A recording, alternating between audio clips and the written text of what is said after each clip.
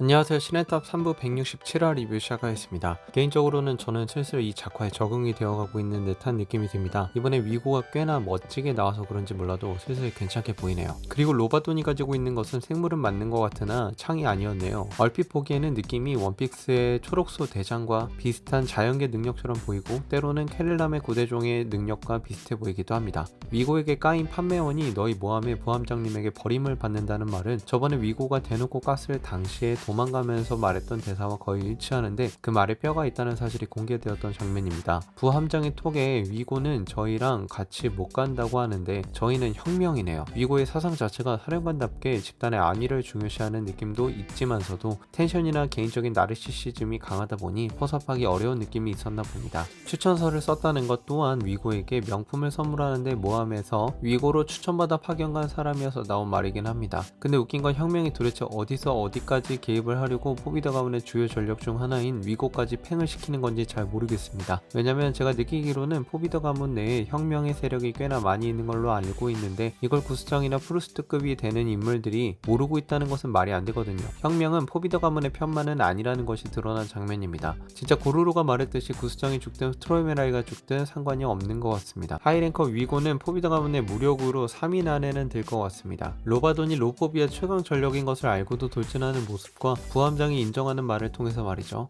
실제로 이번 화에서 멋진 지휘관의 모습을 보여줬습니다. 로바돈이 기린과 한 핏줄이라고 하므로 결국 기린도 트로이메라이의 초직계 자녀임이 밝혀지게 됩니다. 가주와 전혀 안 닮았는데 그게 가능하네요. 포비더 가문의 1급 사서 하이랭커여도 야마의 혼신의 주먹질 한 방에 머리통이 날아갈 수 있다는 급의 차이를 보여준 것 같아서 야마의 위상이 지켜졌습니다. 생각보다 화이트 대 밤전처럼 출혈의 연출이 아주 생생하네요. 왕왕의 기억을 본 야마가 왕왕의 유일한 동료는 야스라차였다고 말하는 장면에 감동이 좀 있네요. 그것에 크게 내색하지 않는 고양이 특유의 츤데레 말투로 대답을 하지만 좋아서 꼬리를 흔드는 연출도 꽤나 보기 좋았었습니다. 다만 야스라차가 아크리나기 야마에게 있다는 사실을 어떻게 인지하고 있는지 떡밥이 더 풀려야 합니다. 우리가 당시 회상을 봤을 때는 아크리나기 야마에게 이동하게 된 계기가 갑작스러운 넨넨이 죽음 앞에서 아크리나가 급작스럽게 딜을 한 것이었고 그 과정을 아무도 모르게 해달라고 얘기했었기 때문이죠. 남은 건 야스라차가 가진 왕왕의 이빨을 야마가 가지고 완전한 수인의 왕으로서 각성하는 것입니다. 굳이 야마가 죽기 직전까지 가지 않아도 아크리나게 발현될 가능성이 생기겠죠. 그리고 책이 거짓이었고